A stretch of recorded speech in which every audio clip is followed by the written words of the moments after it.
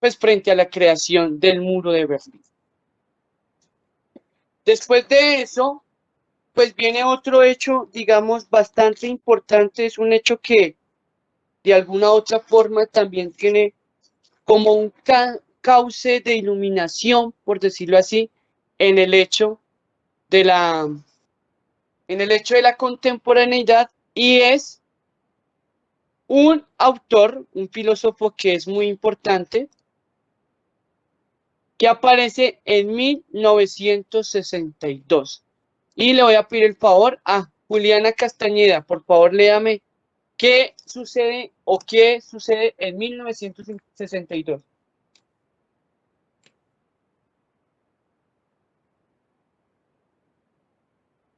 Thomas Kuhn publica La estructura de la revolución científica. Este personaje, Thomas Kuhn, va a ser un filósofo, pues digamos, representativo, ¿sí? Representativo dentro del desarrollo de la filosofía, ¿sí? Y va a ser representativo por el sentido de la publicación de este libro sobre la estructura de las revoluciones científicas, eh, como garante precisamente de lo que se va a presentar en esta nueva idea de la filosofía en el giro científico. ¿Listo? Después, vamos en 1964. ¿Qué sucede ahí, señorita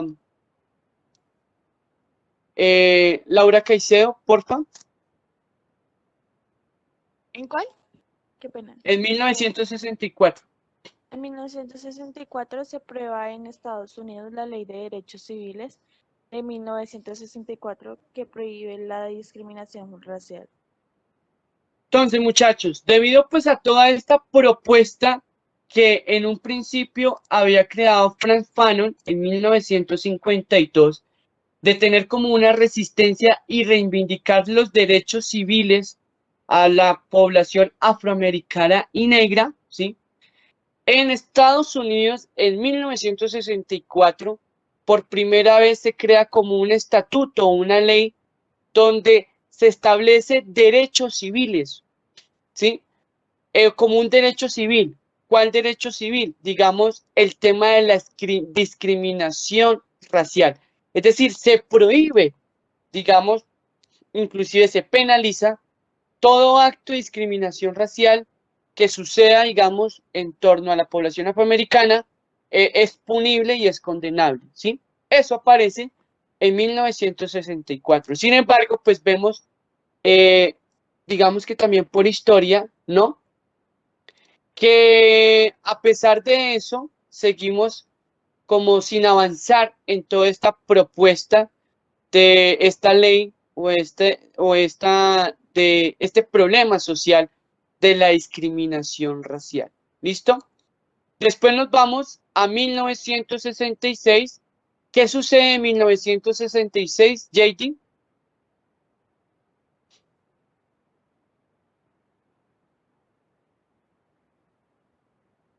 JD, ¿qué sucede en 1966?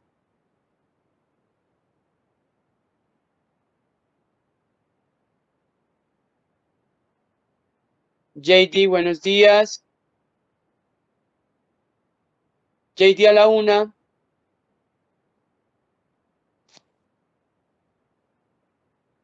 JD a las 2. JD a las 3. Listo. Vale, perfecto. Entonces, por favor, Sebastián Ávila, ¿qué sucede en 1966? La gran revolución cultural propietaria de China, llamada también la purga, todo lo tenido por Occidente, lo capitalista, lo tradicional, lo religioso. Entonces, digamos que en 1966 va a aparecer toda la revolución cultural que va a provocar China, ¿sí? Especialmente cuando China oficialmente queda como la única potencia a nivel de historia y a nivel, digamos, como de país fuerte en el mundo, representando al ideal comunista, como haciendo resistencia frente a toda esta estructura de occidental y frente a toda esta estructura capitalista, tradicional y religiosa, ¿sí? Entonces, eso es lo que tiene, digamos, como importancia en esta fecha de 1966. Y vamos después a 1967. ¿Qué sucede en 1967? Santiago Ciabato.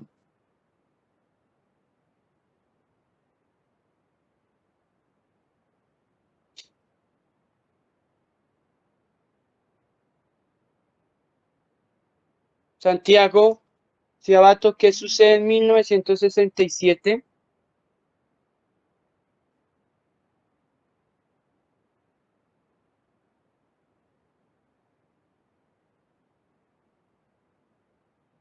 Santiago Ciabato a la 1.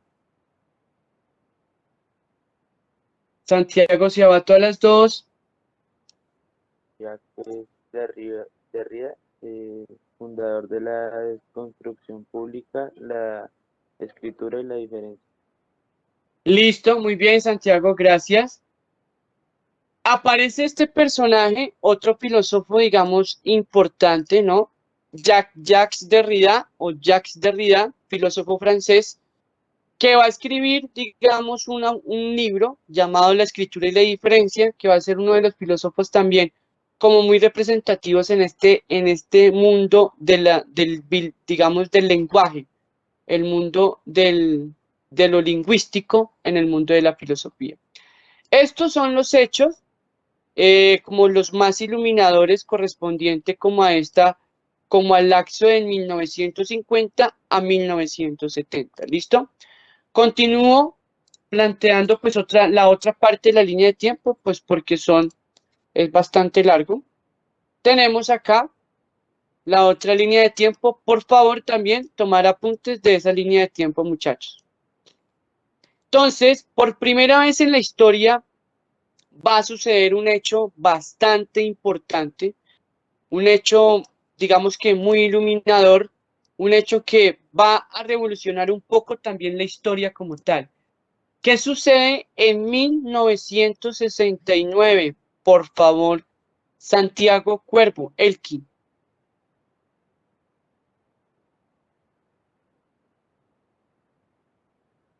La misión Apolo 11 es la primera expedición, no sé qué dice, a la Luna con éxito. Tripulada a la Luna, sí. Tripulada a Muy la bien. Luna con éxito. Gracias, Elkin. Entonces, en 1969, pues va a aparecer este hecho apoteótico, porque es la primera vez que se hace toda una expedición, digamos, planetaria, con la intención de conquistar y también de tener un conocimiento más acercado sobre el universo. La misión Apolo 11 es como la primera expedición tripulada que se hace hacia la Luna con éxito, porque pues ya existían o ya había existido antes del Apolo 11, habían existido otras pruebas pilotos donde se habían mandado expediciones planetarias hacia esa conquista de la Luna, pero sin éxito, ¿sí? Ejemplo de ello, pues Rusia, que era como la otra potencia que quería tener como un avance en esta expedición de conquista frente al terreno, digamos, del universo y especialmente la Luna. Entonces, es un hecho que también va a revolucionar mucho la filosofía y también muchas concepciones a nivel filosófico, ¿listo? Nos trasladamos entonces a 1971. Por favor, Sebastián Maldonado, ¿qué sucede en esa fecha? Se funda en Canadá la Agencia Medioambiental no Gubernamental Green Space a partir de grupos pacifistas y antinucleares. Entonces, gracias, Sebastián. En 1971, muchachos, se va a empezar todo el discurso de la protección al medio ambiente, ¿sí? Todo, digamos que ocasionado por toda esta revolución industrial, toda la situación industrial y que de alguna u otra forma ya va a empezar a tener como un primer impacto en el mundo, digamos, de lo ambiental, ¿sí? Eso tiene que ver precisamente o sucede como gran impacto en 1971, cuando en Canadá se funda como un primer grupo, digamos, no gubernamental, que es un grupo de pacifistas, resistentes, manifestantes, que van a empezar como a crear ese discurso sobre la protección del medio ambiente. Entonces, también va a ser un hecho, digamos, que va a tener mucha injerencia, digamos, en el desarrollo de la contemporaneidad. Llegamos a 1979, va a aparecer, digamos, otro filósofo bastante representativo. En 1979, ¿qué sucede, Tatiana Jiménez? Jean Francois y Hortat publica La condición postmoderna. Gracias, Tatiana. Este filósofo, Jean-François de Lyotard, publica un libro, La condición postmoderna, donde digamos que este filósofo empieza a plantear que estamos viviendo o se está empezando a vivir una nueva época histórica, la época postmoderna. Entonces, va a ser algo muy interesante y él en ese libro pues hace toda una descripción de qué es, digamos, o qué podremos decir sobre la condición postmoderna. ¿Listo?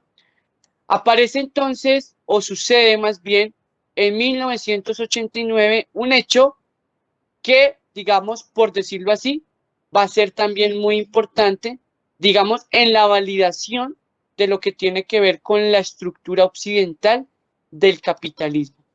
¿Qué sucede en esa época, Dania, en 1989?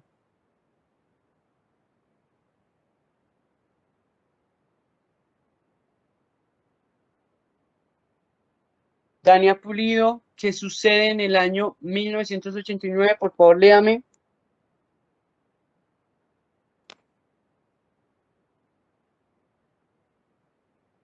Dania a la 1.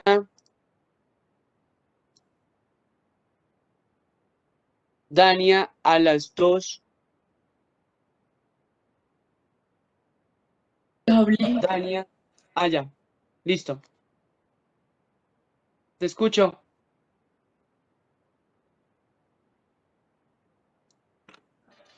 Profe, ¿ya me estás escuchando? Ya te escucho, sí.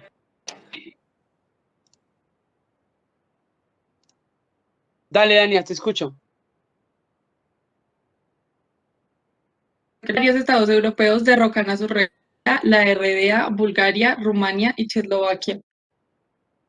Muy bien. Entonces, en 1989 va a aparecer el hecho de que varios estados que habían, digamos, intentado mantener el ideal comunista frente, digamos, a la, frente como a la resistencia del capitalismo, ¿sí?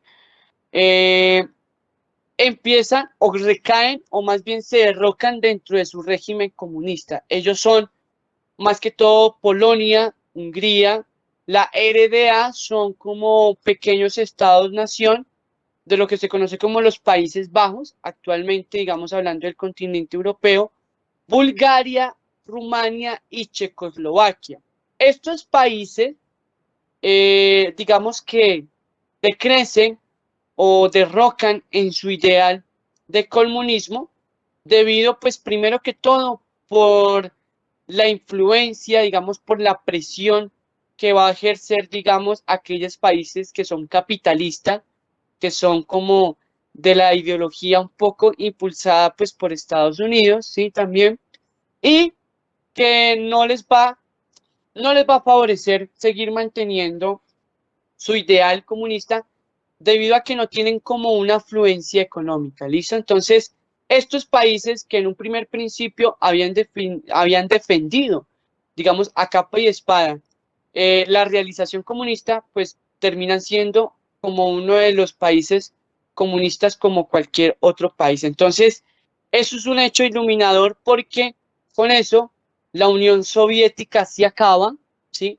Y solamente queda como elemento representativo del comunismo Rusia, China y bueno, lo que se va a empezar a incursionar en Latinoamérica con Cuba Venezuela y Nicaragua, que son como los países que van a tomar toda esa ideología comunista con la intención de replicarlo en sus países en Latinoamérica, ¿no? Entonces, eso es lo que tiene, digamos, que ver un poco con la tradición del comunismo en la formación de la época contemporánea. ¿Listo? Continuamos entonces, llegamos a 1992. Digamos que empieza una nueva ideología, una nueva cultura, que es la cultura en la cual, digamos, estamos viviendo hoy. Y por favor, quiero que me lea Natalia Gómez, ¿qué sucede en 1992?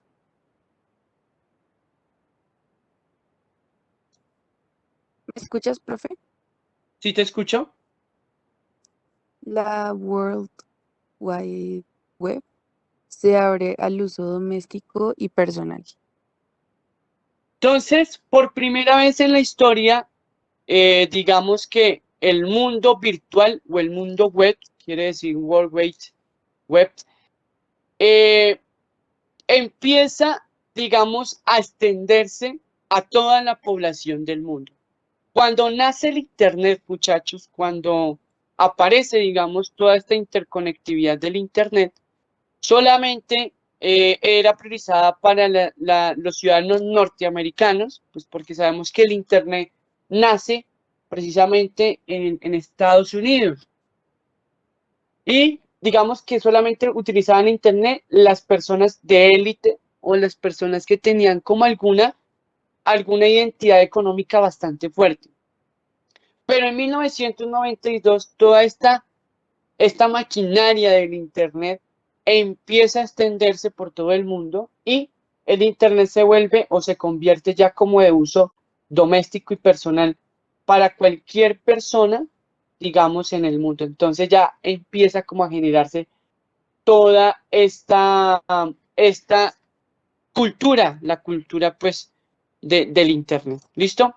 Llegamos a 1994. Por favor, léame, Luna, qué aparece o qué sucede en 1994.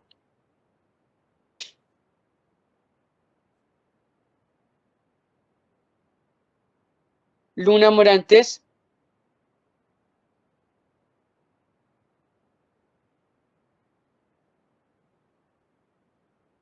Luna.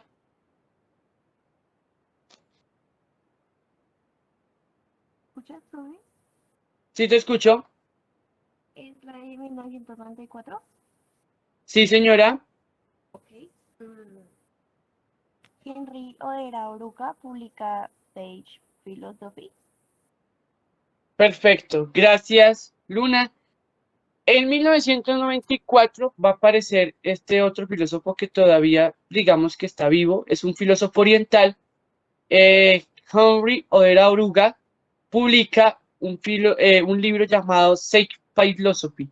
Quiere decir, o plantea como qué es lo que busca este autor en este libro, como la nueva filosofía que se empieza a gestar precisamente, digamos, en la formación, en el término del siglo XX para iniciar el siglo XXI, ¿sí? Entonces, creo que es importante. Entonces, llegamos a un hecho bastante importante, digamos un hecho muy representativo dentro de la historia de la contemporaneidad, y es lo que sucede en 2001. ¿Qué sucede en 2001? Por favor, María José.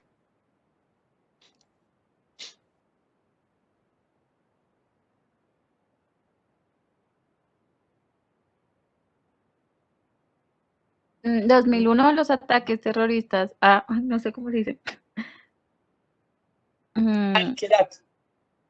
en Nueva York y Washington desencadenan la guerra contra el terrorismo. Perfecto. Entonces, pues este hecho, el hecho del 2001 está representado, pues, digamos, por toda la incursión que hacen estos grupos extremistas, terroristas del Medio Oriente, digamos, liderados por Osama Bin Laden, ¿sí? Cuando viola, digamos, la seguridad de Nueva York, atentando contra las Torres Gemelas, y cuando también viola la seguridad en Washington, digamos, infiltrándose o atacando el Pentágono, que sabemos que el Pentágono es como la oficina central de seguridad que maneja a Estados Unidos en su situación militar. Va a ser un hecho, pues digamos, muy interesante, muy importante, pues porque va a desencadenar muchos procesos políticos, digamos, de Estados Unidos frente a esa guerra contra el terrorismo, frente a estos grupos extremistas. Que eso también tiene, digamos, un índole social y también una intención política, ¿no? Y terminamos con el año 2009, es un año, pues, digamos, bastante reciente, donde por primera vez en la historia de la presidencia de Estados Unidos llega a ser presidente un ciudadano afroamericano como Barack Obama. Entonces, estos hechos, muchachos, tienen como esa gran inquietud o son como los más representativos frente al desarrollo como tal de la contemporaneidad, ¿sí? Son los hechos más representativos, los que iluminan con más seriedad todo este hecho, digamos, de la contemporaneidad. Entonces, por favor, tener presente esta línea de tiempo, que escriban. Yo les decía a ustedes que mientras yo iba explicando, ustedes iban como escribiendo esa línea de tiempo. ¿Listo? ¿Puedo avanzar, muchachos?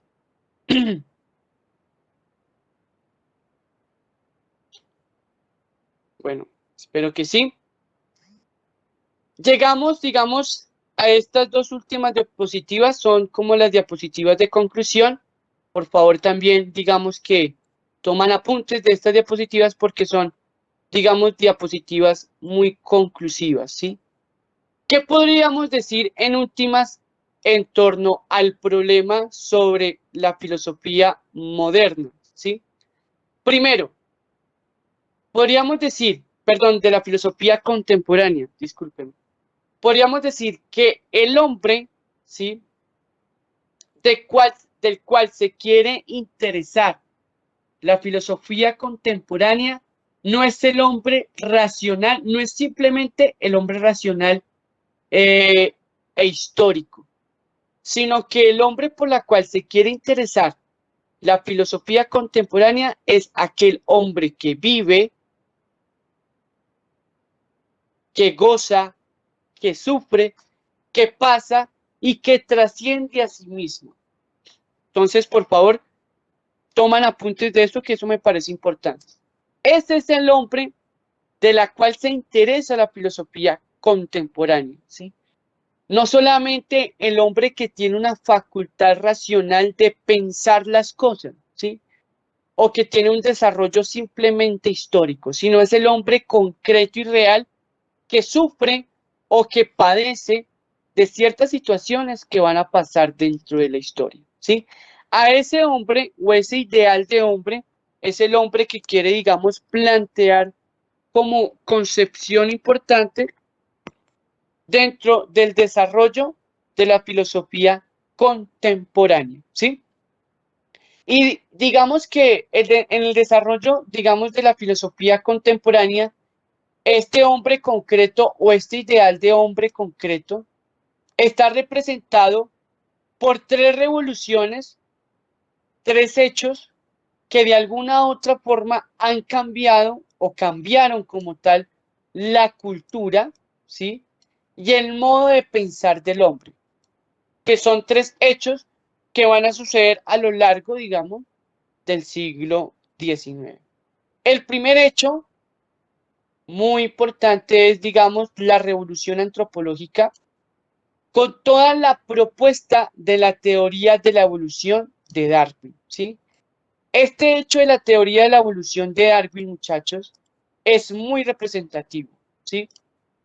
Y digamos que porque es bastante representativo el hecho de la teoría de evolución de Darwin, pues porque le da como un realce o una importancia al concepto del hombre dentro de la naturaleza, ¿sí? Entonces podríamos decir que un primer hecho revolucionario es precisamente la teoría de evolución de Charles Darwin. El segundo hecho es la revolución psicológica denominada así, por propuesta por Sigmund Freud, ¿sí? Donde Sigmund Freud, digamos que va a descubrir un concepto nuevo que es el concepto del inconsciente, ¿sí? Y todo el mundo psicológico del ser humano. Va a ser otro hecho bastante importante, digamos, en este desarrollo de la contemporaneidad del espacio histórico contemporáneo. Y por último, digamos que el otro hecho, la otra revolución es ciertamente pues toda la revolución industrial y tecnológica, digamos que viabilizado por la adquisición del Internet, toda la aldea global del Internet, ¿sí? Donde el hombre va a estar, digamos, va a estar como inmerso en la complejidad, en el nacimiento de un nuevo mundo.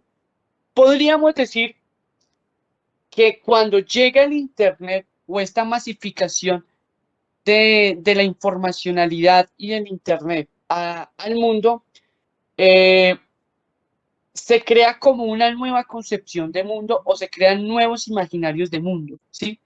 Y creo que es una de las revoluciones como las más grandes y las más que más has impactado, pues en el desarrollo de la contemporaneidad. ¿Listo? Entonces, creo que estos hechos son bastante iluminadores. ¿Listo? Entonces, por favor, tomamos apuntes de esta diapositiva.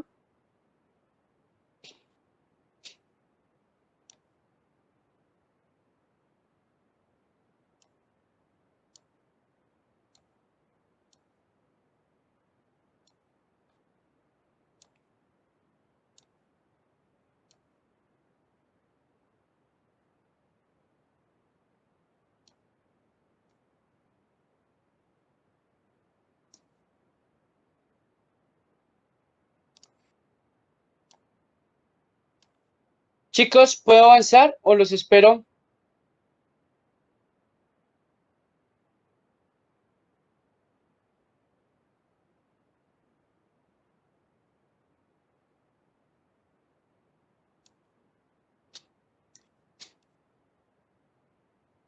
Listo. Maldonado, ¿me confirma, por favor, apenas termine para avanzar?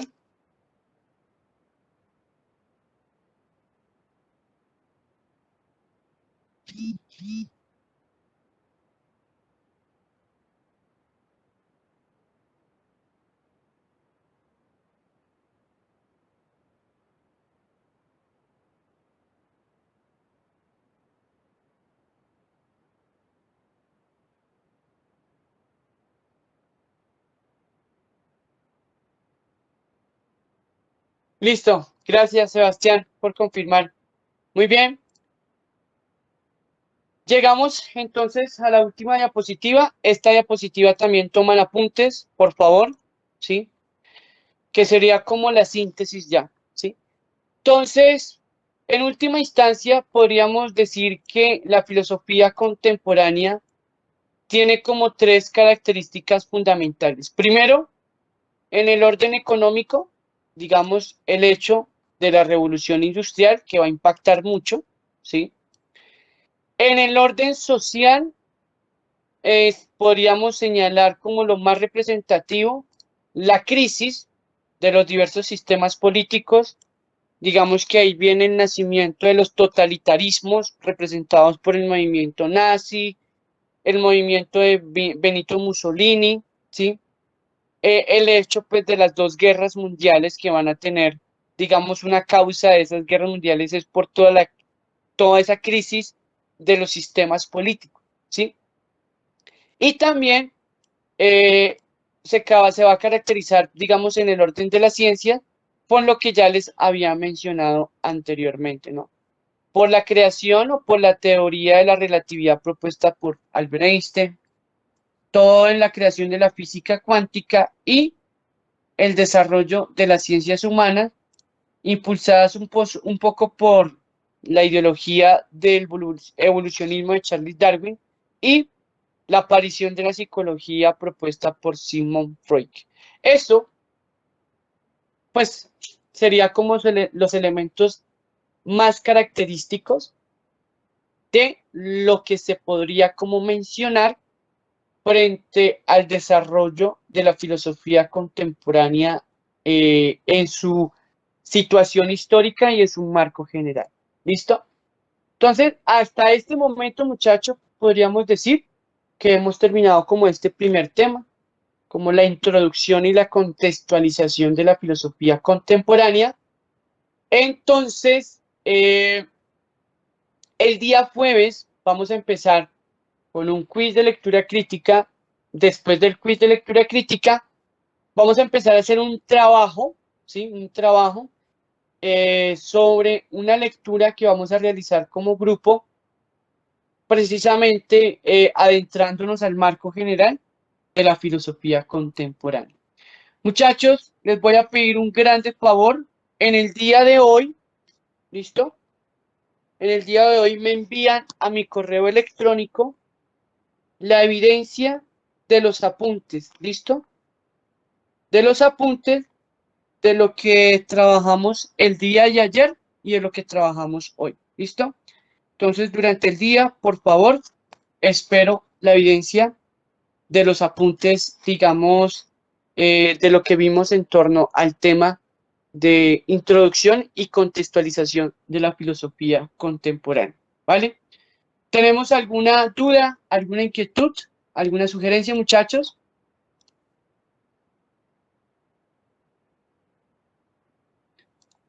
¿Todo claro? Listo, perfecto. Entonces, en estos momentos dejo de compartir pantalla.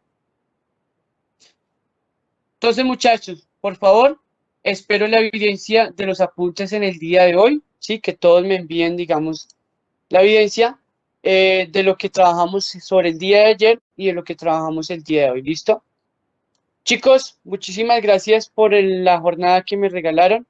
El correo, muchachos, el que ustedes ya saben, el mismo de siempre, filosofía, GPS, por favor, filosofía sin tilde, filosofía normal, filosofía gps@gmail.com. ¿Listo? Ese es mi correo, Daniel. Entonces, para que lo tengan presente. ¿Listo?